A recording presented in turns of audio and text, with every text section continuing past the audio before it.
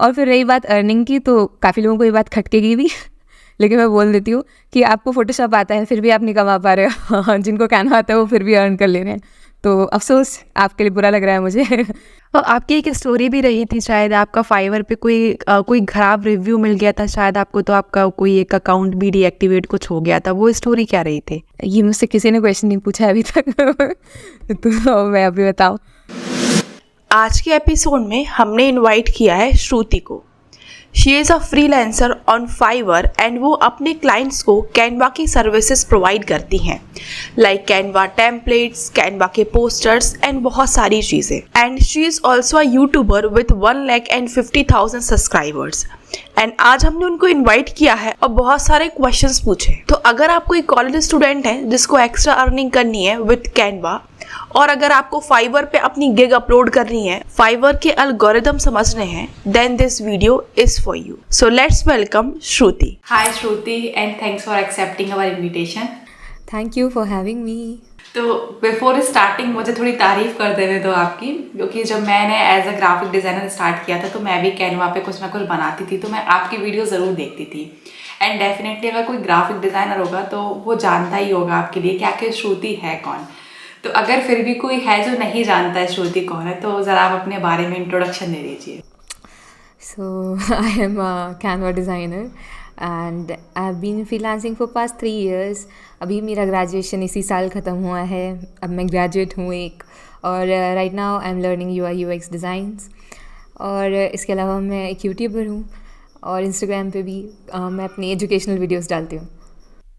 Great श्रुति, तो ज़रा हमें अपने बैक में ले जाए, बैकग्राउंड स्टोरी में, कि आखिर आपको कैनवा के बारे में कैसे पता चला था एंड आपने सिर्फ कैनवा ही क्यों पिक किया था? क्योंकि एज अ ग्राफिक डिज़ाइनर हमारे पास तो इलस्ट्रेटर भी होता है, फोटोशॉप भी होता है, फिग्मा भी होता है, तो आपने यही टूल क्यों पिक किया था स्टार्टिंग में?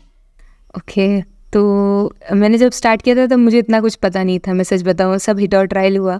मैंने सोच के नहीं किया था कि मुझे ग्राफिक डिज़ाइनर बनना है या मुझे ये सब चीज़ें करनी है। वो सब चीज़ें अपने आप होती गई, मैं कहूँगी अपने आप ही चीज़ें सुधरती गई। जैसे जैसे आप कुछ ट्राई करते हो तो आपको अगला स्टेप दिखने लग जाता है कि अब क्या करना चाहिए।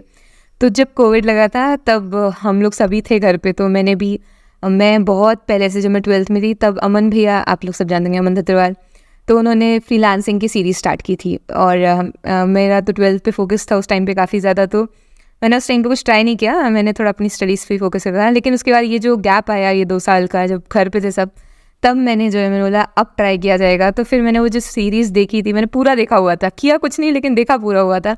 तो वो दिमाग में था कहीं ना कहीं कि फ्रीलांसिंग में ये होता है और अपन ग्राफिक डिज़ाइनिंग कर सकते हैं। राइटिंग भी कर सकती थी, मुझे लिखने का काफ़ी शौक है, पर फिर उसमें मैं थक जाती हूँ तो मैंने सोचा कि डिज़ाइनिंग अच्छी चीज़ है, अच्छा लग रहा है, इसको करने की कोशिश करते हैं। एज अ करियर लेने का कभी सोचा था, बस करने की कि कुछ होता भी है कि नहीं होता है, वो एक आउट ऑफ क्यूरियोसिटी मैंने स्टार्ट किया था कि देखते हैं क्या होगा। तो फिर करने के लिए आए तो सही, लेकिन बाकी सब चीज़ों में काफ़ी टाइम लगता है। मैंने फ़ोटोशॉप किया हुआ है, स्कूल में भी हमारे यहाँ पे सबको थोड़ा थोड़ा कंप्यूटर में फ़ोटोशॉप सिखाया जाता है। तो बेसिक जो चीज़ें होती हैं, पेन टूल, पेंसिल टूल, ये तो सभी को आता है, पर आप सोचो कि प्रोफेशनली उसको यूज़ करने लगो तो वो चीज़ तो मैंने नहीं ट्राई की थी। और फ़ोटोशॉप पेड है, जिनको नहीं पता है उनको बता देते हैं, फ़ोटोशॉप पेड टूल है और मैं स्टार्ट कर रही हूँ, तो मुझे इन्वेस्ट करना ऐसे अच्छा नहीं लगा या मैंने ज़रूरी नहीं समझा, मैं बोलूँगी। तो फिर मैंने कुछ नहीं, मुझे क्रेलो मिला था सबसे पहले, और क्रेलो भी एक तरीके से आप बोल सकते हो कैनवा का भाई ही है। और उसमें बस ऐसा लिमिटेशन होता है कि आप एक दिन में सिर्फ 3 डाउनलोड कर सकते हो बस। और बाकी मैंने उसके साथ ही स्टार्ट किया था, और इनफैक्ट मैंने बहुत कुछ चीज़ें उसमें बनाई हैं, बहुत कुछ वो किया। लेकिन उसके बाद फिर उसकी क्योंकि लिमिटेशंस होती थी, तो फिर मैंने मुझे कैनवा के बारे में पता चला क्रेलो से ही, और फिर उसके बाद मैंने कैनवा पे स्विच किया और इसी तरीके से कैनवा पे इनकाउंटर हुआ।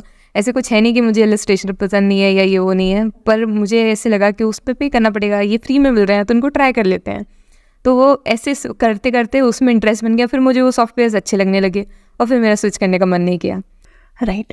तो अभी मैं काफ़ी लिंक्डइन पे देखती हूँ और अदर सोशल मीडिया प्लेटफॉर्म्स पे देखती हूँ कि लोग बाग एक बोलते हैं ना कि कैनवा यूज़ करते हैं वो ग्राफिक डिज़ाइनर्स नहीं है, एक टाइप की वॉर लोग बाग करते रहते हैं कैनवा के बीच में, फोटोशॉप, इलस्ट्रेटर के बीच में।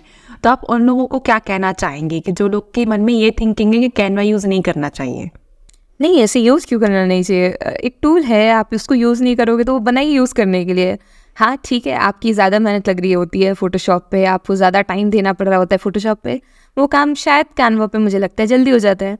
आपको लगता है कि सिर्फ एलिमेंट्स पकड़ के इधर उधर रख देना अगर डिज़ाइनिंग है तो फिर हाँ आप डिज़ाइनर नहीं हो। तो फिर तो अगर आप फ़ोटोशॉप यूज़ कर रहे हो तब भी आप डिज़ाइनर नहीं हो। डिज़ाइनर टूल्स के उससे जो लोग बनाते हैं या बोलते हैं कि टूल्स के बेसिस पे है, तो मुझे नहीं लगता वो लोग ठीक कह रहे हैं। वीडियो एडिटिंग पे भी अगर मैं बात करूँ, मेरे पास आज की डेट में 2 वीडियो एडिटर्स हैं। एक प्रीमियर कट प्रो यूज़ करते हैं, एक फ्री जो है वो सॉफ्टवेयर है जिसका नाम है दाविंची रिजॉल्व, आपने सुना होगा, वो यूज़ करते हैं। तो क्योंकि वो फाइनल कट प्रो यूज़ कर रहे हैं इसलिए वो ज़्यादा महान वीडियो एडिटर हैं, ऐसा नहीं होता। क्रिएटिविटी के ऊपर होता है, पूरा सब कुछ क्रिएटिविटी के ऊपर होता है। आप कितने क्रिएटिव हो। लिंक्डइन पे भी कितने सारे क्रिएटर्स हैं जो कि कैनवा का यूज़ करके टॉप नॉच कार्सेस बनाते हैं, टॉप नॉच डिज़ाइंस बनाते हैं। आप आइडेंटिफाई नहीं कर सकते कि वो कहाँ पर बनाई है जब तक कि वो सामने वाला इंसान खुद से नहीं बोल रहा कि मैंने यहाँ पे बनाई है। Same is with Photoshop. अगर मुझे फ़ोटोशॉप जैसे मुझे आता है, मैं उस पर बनाने लग जाऊँ, तो सामने वाला क्योंकि मुझे कैनवा के नाम से जानता है कि मैं कैनवा पे बनाती हूँ, तो मैं उसको बोलूँगी भी कि ये मैंने फ़ोटोशॉप पे बनाया, तो शायद वो झिझक जाएगा कि मतलब क्या डिफरेंस है। हम बोलेंगे नहीं जब तक हम टूल को मेंशन नहीं करेंगे, इसके अलावा क्या डिफरेंस है। क्वालिटी का अगर आप फ्री वर्जन यूज़ करो तो हाँ समझ में आता है, थोड़ा बहुत वो चीज़ हो सकती है, लेकिन उसके बाद भी जो चीज़ें दिखती हैं विजुअल दिखते हैं। आपको थोड़ा सा बेसिक अगर डिज़ाइन का नॉलेज है और आपने अच्छी खासी प्रैक्टिस की हुई है, तो मुझे नहीं लगता कि टूल्स कभी भी बैरियर होते हैं। और फिर रही बात अर्निंग की, तो काफ़ी लोगों को ये बात खटकेगी भी लेकिन मैं बोल देती हूँ कि आपको फ़ोटोशॉप आता है फिर भी आप नहीं कमा पा रहे हो जिनको कैनवा आता है वो फिर भी अर्न कर ले रहे हैं, तो अफसोस आपके लिए बुरा लग रहा है मुझे लेकिन इससे ये है कि किसी भी चीज़ का ऐसे मजाक नहीं ही उड़ाना चाहिए। फिग्मा भी एक फ्री सॉफ्टवेयर है, तो लेकिन उसके बाद भी उसकी इज़्ज़त है थोड़ी बहुत, मार्केट में बहुत इज़्ज़त है, तो वो भी सीखा हुआ है, ऐसे नहीं है। पर सबकी पसंद के ऊपर होता है। मुझे कैनवा पसंद है, मैं उसको यूज़ कर रही हूँ। तो अब आपने इतना कुछ बिल्ड कर लिया है, आप कोर्सेज भी सेल करती हैं, आप कोर्सेज बच्चों को पढ़ाती भी हैं ग्राफिक डिज़ाइनिंग के बारे में, आपका यूट्यूब चैनल भी है, खुद भी आप एक फ्रीलांसर है। तो आपके पेरेंट्स का क्या रिएक्शन था जब आपने स्टार्टिंग की थी, तब क्या रिएक्शन था, और आज की डेट में आपके पेरेंट्स का क्या रिएक्शन रहता है? वैसे से कुछ खास अलग सा रिएक्शन है नहीं। दूर से सबको लगता है कि कुछ होगा खतरनाक सा रिएक्शन, ऐसा कुछ है नहीं। वैसे वो लोग पहले भी ठीक थे, मतलब मेरे पापा बहुत चिल किस्म के हैं, मतलब उनको हाँ बेटा तुम कर रहे हो ठीक है बढ़िया है, हाँ ठीक है बढ़िया है, उस टाइप का है उनका। बस उनको ये रहता है कि पढ़ाई नहीं छोड़ना है, आप अपनी पढ़ाई पूरी कंप्लीट करो। अभी भी सब कुछ कर रहे हैं, उसके बाद भी उनकी इच्छा है कि मैं हायर एजुकेशन लूँ, तो मैंने उस चीज़ को ना नहीं कहा। मैंने बोला ठीक है करेंगे हम, पर मैं अपने स्तर पे देखूंगी कि मैं क्या चीज़ें कर सकती हूँ, मैं हायर एजुकेशन के लिए जाऊँगी। क्योंकि उन्होंने बोला है आप कमा रहे हो और आपकी पढ़ाई, इन दोनों का कहीं से दूर दूर तक लेना देना नहीं है। हाँ इन दी एंड सबका एंड गोल होता है कि कमाओ, लेकिन उनका कहना ये है एजुकेशन आपको एज अ पर्सन बेटर बनाती है। आपको अलग अलग लोगों से इंटरेक्ट करते हो, आप जाते हो, रहते हो, नई जगह पे नई चीज़ें सीखते हो। एक्सपीरियंस से जो चीज़ें आती हैं वो चीज़ें कई बार सिर्फ पढ़कर या देखकर नहीं आती हैं, तो वो उस चीज़ के लिए मुझे भेजना चाहते हैं और मैं उस चीज़ को पूरा मन से मानती हूँ। और उनका कुछ ऐसे खास रिएक्शन नहीं है कि तुम्हारा सिल्वर प्ले आया है, तुम्हारा ये हुआ है, तुम इतना कमा रहे हो। तो उनका तो ये है बस अच्छा करो, करते जाओ। मम्मी का है ज़रूर, मम्मी बहुत खुश होती है कि कुछ हो जाता है तो मेरे घर भर में सब लोग खुश हो जाते हैं, जो रिश्तेदार वगैरह हैं वो थोड़े और खुश हो जाते हैं, एक दूसरे में तारीफ वारीफ होती है। तो पापा कैसे बहुत चिल सा रिएक्शन है, हाँ ठीक है बेटा अच्छा करो, वेरी गुड। तो आपके पापा ने कभी ये नहीं बोला कि आप इंजीनियरिंग बैकग्राउंड से हैं तो आपको कोई ऐसी जॉब करनी चाहिए, या कभी ऐसा कुछ रहा नहीं आपका कि हाँ चलो अपना चलो कर रही हो ठीक है अपना करते रहो, ऐसा कभी कुछ रहा नहीं क्या? मेरे पापा तो और गवर्नमेंट सर्विस में है, तो सरकारी नौकरी वालों के घर में तो ये होता है कि सरकारी नौकरी सबका होता है। तो पापा का है कि एक जॉब आ जाए, पर वो आउट ऑफ स्टेबिलिटी बोलते हैं कि बच्चा स्टेबल हो जाए हमारा, अच्छी सी नौकरी आ जाए, पर मंथ इतना फिक्स आए। तो वो फिर उनको समझ में आ जाता है कि मेरा इंटरेस्ट किस में है। तो मैंने अभी मेरा ग्रेजुएशन ख़त्म हुआ है, तो अब ही डिसीजन लेने का टाइम था। तो मैंने उनको बोला आप मेरे को थोड़ा सा समय दो, let me explore my field. अगर मुझे लगता है कि मैं इसमें कर पाऊँगी स्केल तो ठीक है, नहीं तो वैसे भी लोग ड्रॉप लेते हैं। मान लो कि मैंने 1 साल का ड्रॉप लिया है और उसके बाद फिर हम हायर एजुकेशन करेंगे, एक आध प्लेसमेंट ले लेंगे। तो बस तो उस चीज़ पे दोनों सेटिस्फाई हुए हैं, क्योंकि वो भी अपनी सिक्योरिटी के उससे बोल रहे हैं और मैं भी अपने मुझे जो चीज़ें पसंद है उसके उससे बोल रहे हैं। तो दोनों गलत नहीं है, पर कंसीडर करना चाहिए एज अ, मतलब जो बच्चे देख रहे होंगे उनको भी बहुत सारे 18 ईयर्स के 19 ईयर्स के, तो आपको अपने पेरेंट्स के इमोशन को भी थोड़ा सा कंसीडर करना चाहिए, क्योंकि वो आपके लिए बोल रहे होते हैं। तो मैं तो कर लिया मैंने तो उन्होंने बोला ठीक है कर लो, अभी 8-10 महीने जो भी करना है, अगले साल देखते हैं। तो फिर बस अब अगले साल देखेंगे अभी तो कुछ नहीं है। तो जैसे आप फिर उसके बाद जब आपने स्टार्टिंग की थी उसके कुछ टाइम बाद तो फिर कोविड के बाद कॉलेज वगैरह भी आप जाने लगी होंगी, तो उस टाइम पे आप दोनों चीज़ें मतलब कैसे मैनेज करती थी? उस टाइम पे भी आप यूट्यूब पे वीडियोस बनाना स्टार्ट कर दिया था आपने, तो आप सारा कुछ मैनेज कैसे करती थी कि नहीं यार यूट्यूब का भी अपन को कंटेंट रखना ही है, अपन को फ्रीलांस का क्लाइंट्स को भी अपन को सेटिस्फाइड रखना है, खुद पे भी फोकस रखना है, कॉलेज भी देखना है, सारा कुछ? ये मुझसे किसी ने क्वेश्चन नहीं पूछा है अभी तक तो मैं अभी बताऊँ, मैं सच्चाई से बताऊँ तो ऐसे कुछ मैनेज करने का मैंने सोचा नहीं था कि करना है। बस मुझे महीने में 4 वीडियोस डालनी होती थी, मुझे इतना पता है, मुझे सिर्फ 4 वीडियोस डालनी है। हर ट्यूसडे को एक वीडियो डालनी है, 10 AM को जानी है। अब वो मैनेज करना है आपको, और महीने में 30 दिन में आपको सिर्फ 4 वीडियोस रिकॉर्ड करनी है। अगर आप वो नहीं कर पाओगे तो फिर लानत है आप पे। तो फिर मैंने उसके लिए कुछ नहीं, एक आध दिन संडे को जब सब दोस्त लोग, क्योंकि हम हॉस्टल में रहते थे ऑब्वियसली, तो बहुत हल्ला होता है हॉस्टल में, शांति नाम की चीज़ नहीं होती है, तो कुछ नहीं रिकॉर्ड कर सकते आप। कितने ही माइक लगा लो, कितने ही साउंड प्रूफ दरवाज़ा हो आपका, और एक ही दीवार होती है जो आपकी होती है, जिसमें कि आप बैठ करके आपने सिस्टम जमाया होता है, हर कहीं आप रिकॉर्ड भी नहीं कर सकते हो।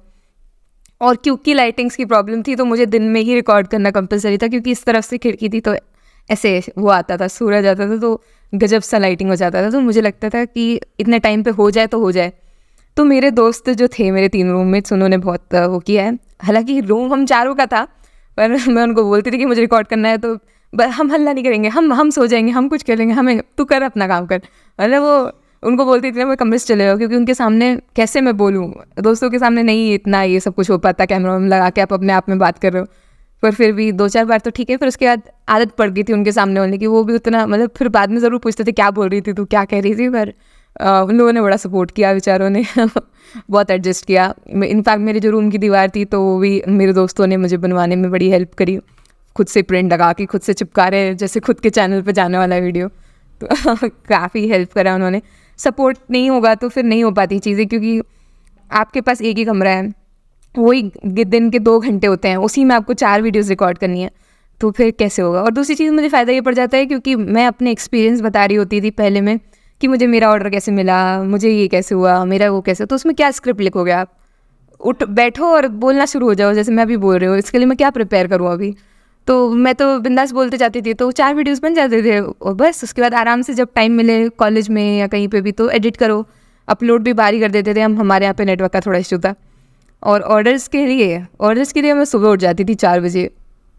मैंने अब मेरे ऑर्डर्स जितने हैं सब मॉर्निंग में किए हुए हैं। उसका बेनिफिट ये था, कई बार 3:30, डिपेंड कि ऑर्डर कैसा है, तो सुबह जल्दी उठ करके ऑर्डर करने का यही था, क्योंकि सब सोते रहते थे, मुझे कंसंट्रेशन चाहिए होता है थोड़ा सा काम करते वक्त।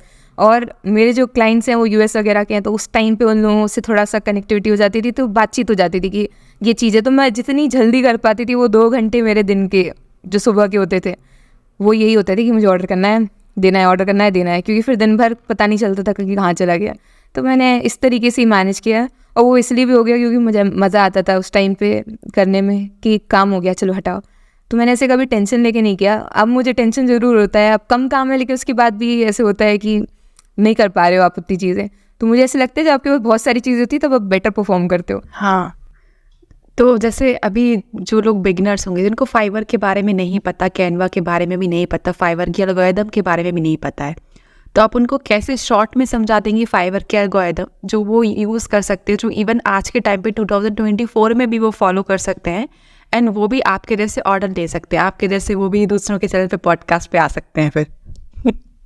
फाइवर पे तो सबसे पहले, जैसे कि मैंने बोला, अगर आप कुछ करने वाले रहते हो ना, तो बहुत सारे लोग आपको उल्टा सीधा बोलेंगे आकर के कि फाइवर सैचुरेटेड है या कैनवा से अर्न नहीं किया जा सकता। तो जो लोग नहीं बोल रहे हैं तो उनको देखने के बजाय जो लोग हाँ बोल रहे हैं उनको देखना चाहिए। तो बहुत सारे ऐसे क्रिएटर्स हैं जो कि कैनवा की मदद से, इंडिया में शायद उतने ज़्यादा लोग नहीं हैं, क्योंकि हमारे यहाँ पे सब सुन कर के ज़्यादा मानने वाले लोगों में से होते हैं, किसी ने एक कुछ बोला और बस बिलीव कर लेते हैं, तो ऐसे नहीं होना चाहिए। लेकिन जो मैंने कुछ क्रिएटर्स जो मैंने फॉलो किए हैं, रॉनी करके हैं एक, तो वो बहुत अच्छा काम करते हैं कैनवा पे, बहुत अच्छे डिज़ाइंस बनाते हैं, और उन्होंने टेम्पलेट्स का जो है कॉन्सेप्ट इंट्रोड्यूस किया था।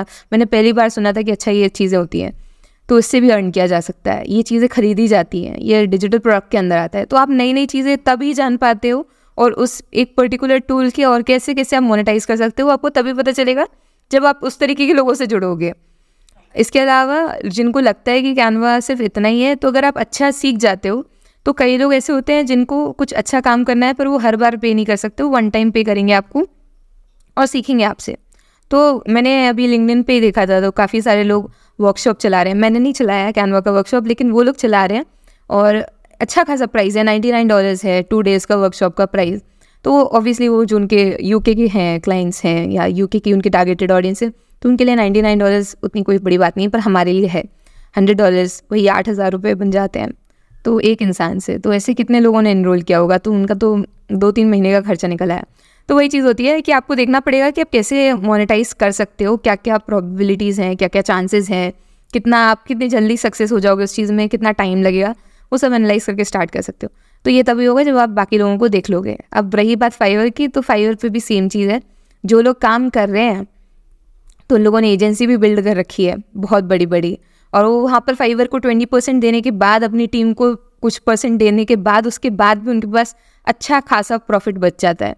तो आप अंदाज़ा लगा सकते हो कि आपके पास मैंने अभी किसी का तो भी देखा था, एक वीडियो एडिटर ही है शायद, उन्होंने अपनी agency as a freelance video editor उन्होंने स्टार्ट किया और आज उनकी एजेंसी है, उनका पर मंथ कुछ तो भी अच्छा अमाउंट आ जाता है प्रॉफिट में। तो मुझे ये लगता है कि आप स्टार्ट तो अकेले करते हो, फिर बिल्ड कर सकते हो। तो ये ऐसे लोगों से जुड़ो, मेरे कहने का मतलब है जो ऑलरेडी आप जो करना चाहते हो वो कर रहे हैं। जो नहीं कर पा रहे हैं वो तो बोलेंगे कि नहीं हो सकता, जो कर रहे हैं आपको सिर्फ उनसे ही जुड़ना है, और बाकी जो नहीं कर पाए उनको जाने दो। तो अब जैसे कैनवा से आप अर्न करना चाहते हो, तो कैनवा के जो लोग हैं, जो क्रिएटर्स हैं, वो पागल नहीं है जो उसके बारे में कंटेंट बना रहे हैं अगर उनको बेनिफिट नहीं हो रहा है तो। और कैनवा अकेले में भी, कैनवा के अंदर भी काफ़ी सारी पोजीशंस होती हैं जिनको नहीं पता है। कैनवा भी बहुत सारे अलग अलग अवार्ड्स रखता है, जैसे कि अभी कैनवासेडर में कम्युनिटी का अवार्ड होता है, अलग अलग चीज़ें होती हैं, आपको बुलाया जाता है, क्रिएटर्स मीटअप होते हैं, तो आप कैनवा के पार्ट बन सकते हो। तो आपको वहाँ पे भी स्केल करने का जो है मौका मिलेगा, बहुत सारी चीज़ें होती हैं। तो बस यही चीज़ों का थोड़ा सा ध्यान रखना होता है। आप लोग अपने अपने लोगों से जुड़ जाओ। फाइवर पे स्टार्ट करने के लिए अगर मैं कुछ बोलूँ तो कुछ टिप्स हैं कि आपको एसईओ जो है वो ज़िंदगी भर चलता रहेगा, क्योंकि सब लोग सर्च करके ही जाते हैं। कितना ही सजेशन दिखा पाएगा फाइवर भी, क्योंकि कम चीज़ें दिखा पाते हो आप, एक इतनी सी स्क्रीन पे कितना दिखाओगे।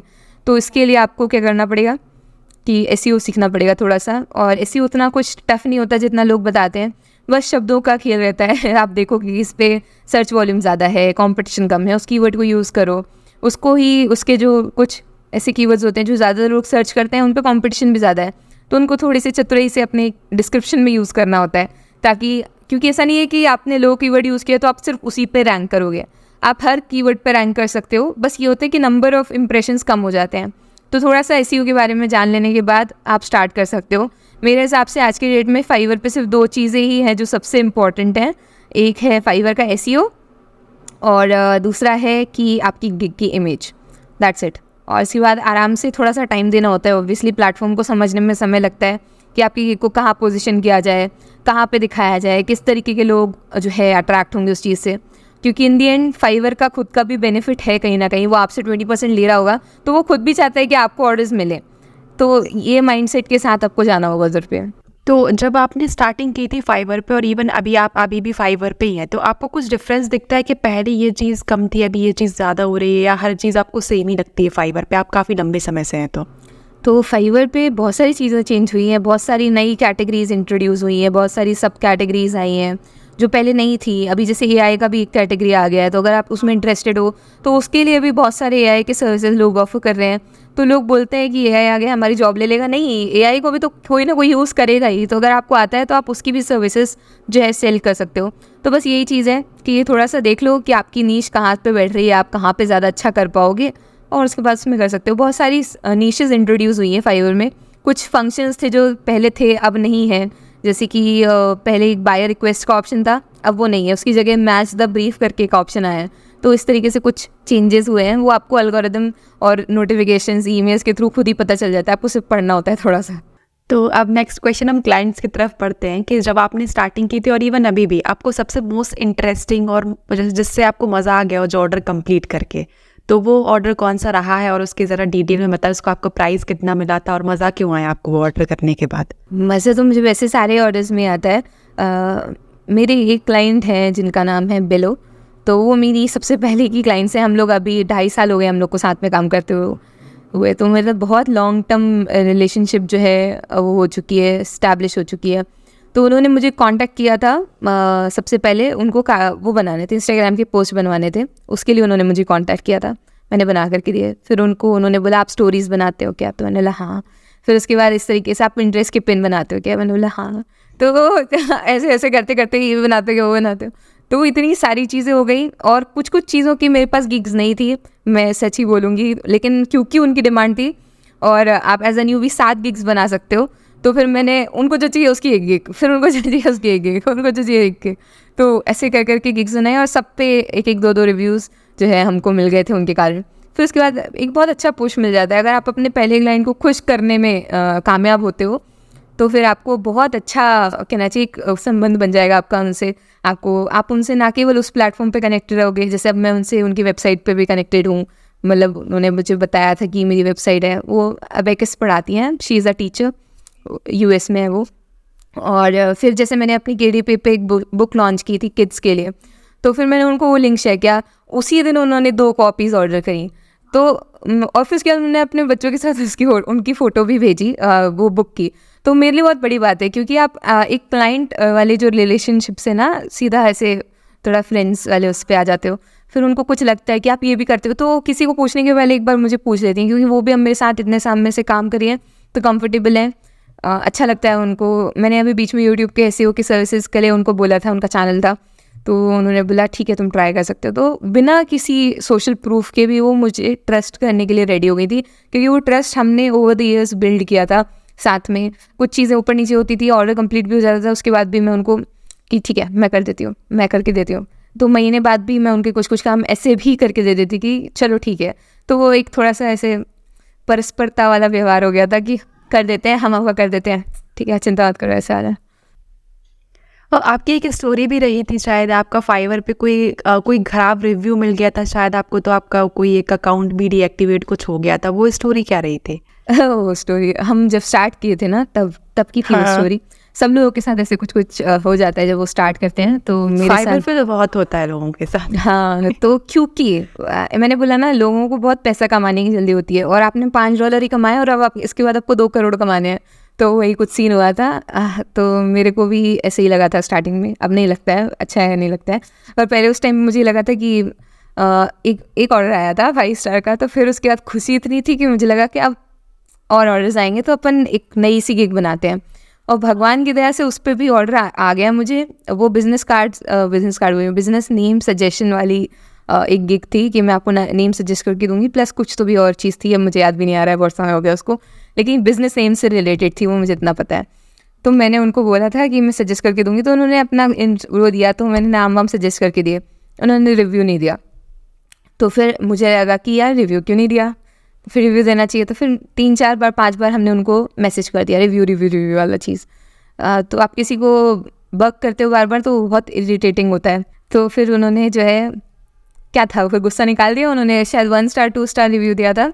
और फिर उसके बाद वो पूरा प्रोफाइल महीने भर के लिए डेड हो गया था, क्योंकि अगर आपके पास एक भी बैड रिव्यू आता है तो फिर सब खत्म, ऐसे हो जाता है सीन।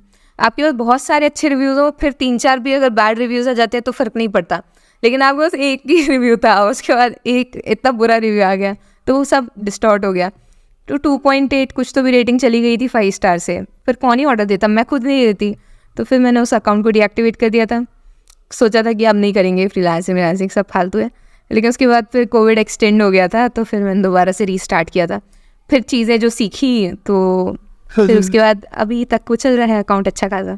तो आपने जब स्टार्टिंग की थी उस टाइम पे आप बेसिक डॉलर ही रहता, $5 से आपने स्टार्टिंग की थी। राइट नाउ आप एक पर पोस्ट का या किसी भी चीज़ का कितना चार्ज करती हैं, आपके पर महीने आपके फाइवर के थ्रू एंड कैनवा के थ्रू कितने आप अर्न कर लेती हैं? हाँ, तो पहले जब मैंने स्टार्ट किया था $5 था, अब सब चीज़ों के अलग अलग हैं। जैसे अभी कारसेल का मैं बोलूँ तो $25 है मेरा चार्ज एक कारसेल का, वो भी 8 स्लाइड्स का, और इस तरीके से वो बढ़ता जाता है। फिर सोशल मीडिया पोस्ट में मेरा प्राइस यही है लगभग इतना ही कुछ है। पोस्टर्स के लिए मैं $30 for a single poster charge करती हूँ। तो इस तरीके से चार्जेस हैं मेरे, और फाइवर से पर मंथ वही $1000 आ जाता है मेरा।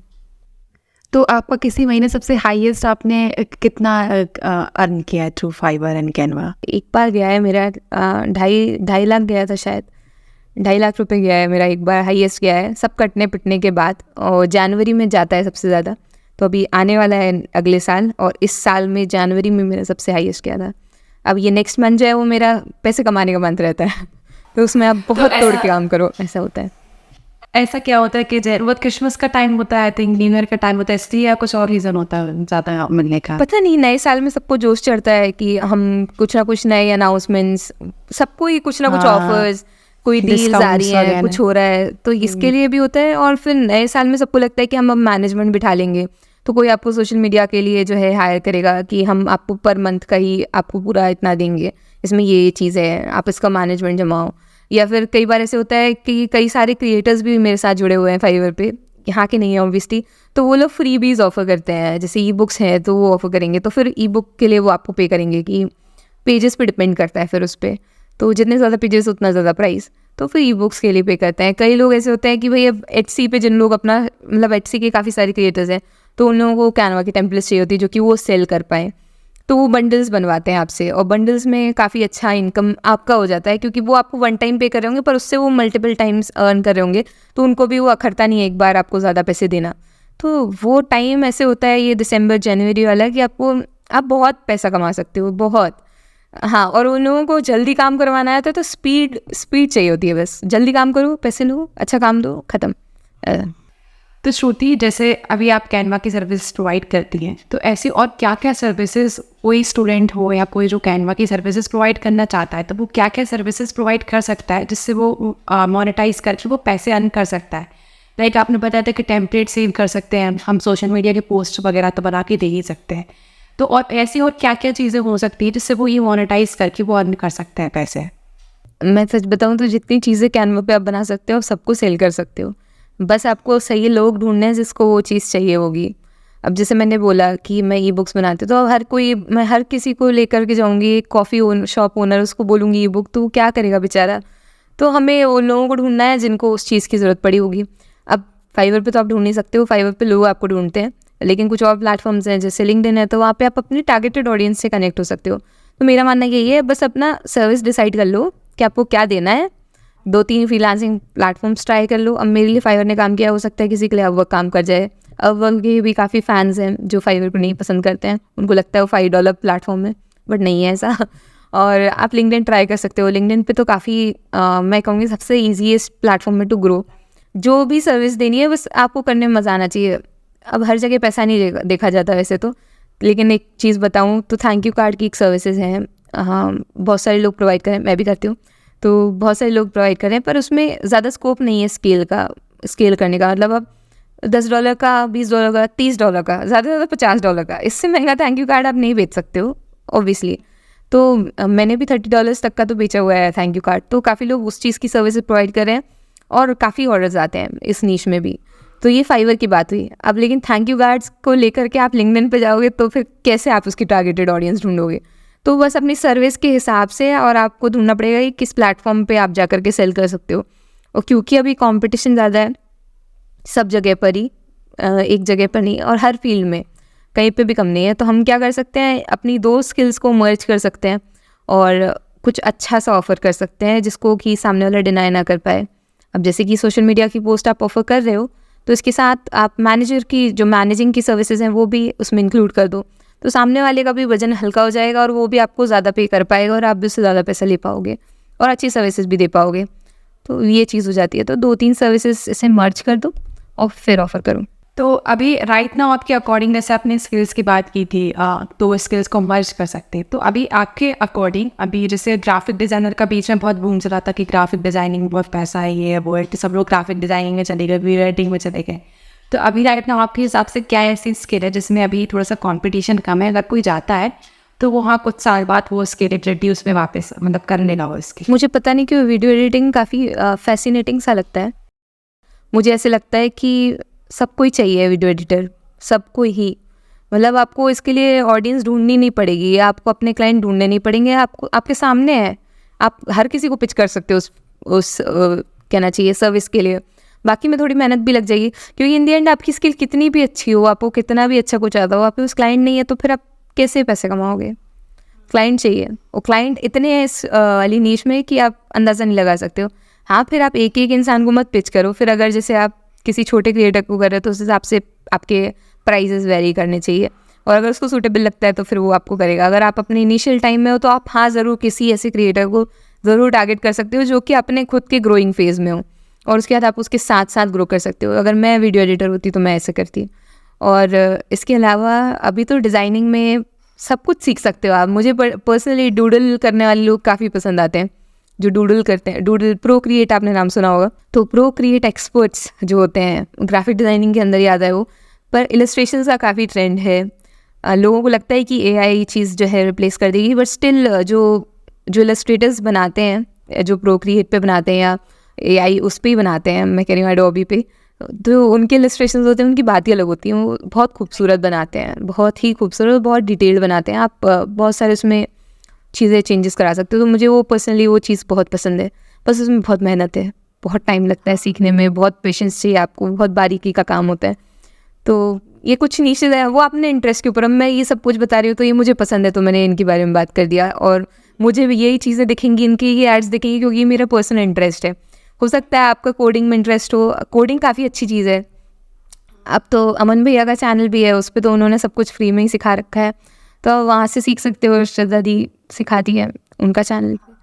तो श्रुति, एक लास्ट क्वेश्चन मैं आपसे ये पूछती हूँ कि अगर आपको फिर से ज़ीरो से स्टार्ट करना पड़े, आपके पास कुछ भी नहीं है, आपके पास यूट्यूब भी नहीं है, आपके पास आपने फाइवर पे अकाउंट भी नहीं बनाया, अभी आपको सारे कुछ स्टार्ट करना है एंड 2024 में आपको स्टार्ट करना है, तो आप क्या ऐसे स्टेप्स देंगी जिनको फॉलो करके आप सेम इसी पोजीशन पे पहुँच जाए जिस पोजीशन पे आज आप हैं? हाँ, मुश्किल है पर हो जाएगा। समय तो लगेगा थोड़ा सा। अगर मेरे पास कुछ भी नहीं है फिर तो बहुत दिक्कत की बात है। स्किल तो है ना मेरे पास। हाँ, इसके लिए हाँ, आपके तो पास फिर आप सीख सब सकती है, इसके लिए आपके पास, ठीक है। लेकिन स्टार्टिंग नहीं की आपने। ठीक है। तो मेरे पास स्किल है तो फिर मैं लिंक्डइन पे जाऊँगी सबसे पहले और मेरी प्रोफाइल बनाऊँगी। हर दिन 25-30 लोगों को कनेक्शन भेजूँगी जो कि मेरे पोटेंशियल क्लाइंट होंगे। एक आध अच्छा सा ऑफर तैयार करूँगी। फ्रीलांसिंग वेबसाइट्स जितने हैं अपवर्क पे ट्राई करूँगी, फाइवर पे, फ्रीलांसर पे, पीपल पर आर पे अगर मेरे पास सर्टिफिकेट हुआ तो मैं उस पर भी रजिस्टर करने की कोशिश करूँगी। 2-3 महीने तक ट्राई करूँगी कुछ क्लाइंट्स क्लोज करने की, अपना पोर्टफोलियो बिल्ड करूँगी बिहेंस पे, ड्रिबल पे, इन सब जगहों पर। और साथ ही साथ और जो चीज़ें सीखना चाहूँगी वो सीखूँगी। कैसे ऑफ़र बनाते हैं, कैसे क्लाइंट्स क्लोज करते हैं, कैसे ईमेल लिखा जाता है। कोल्ड ईमेलिंग की प्रोसेस जो है मैं उसे ट्राई करना पसंद करूँगी। कुछ टारगेटेड ऑडियंस मेरी मैं वहाँ से इंस्टाग्राम से ढूंढूंगी। तो 3 महीने के अंदर तो मुझे लगता है मुझे 2-3 क्लाइंट्स मिल ही जाएंगे। तो यही करूँगी मैं। और उसके बाद फिर जो क्लाइंट्स मिल जाएंगे उनके साथ हम स्केल करने की कोशिश करेंगे, उनको रेगुलर रखने की कोशिश करेंगे कि वो रहें, उसके साथ ऐड होते जाएँ लोग। यही मेरा प्रोसेस रहेगा स्टार्टिंग में। तो थैंक यू श्रुति, आपने सारी चीज़ें हमें डिटेल में बता दी है, सारे डाउट्स भी क्लियर कर दिए। जो बिगनर है उनको तो काफ़ी हेल्प मिलेगी इस वीडियो के बाद। आई होप हम फिर से मिलेंगे, फिर से जल्दी पॉडकास्ट शूट करेंगे। बिल्कुल।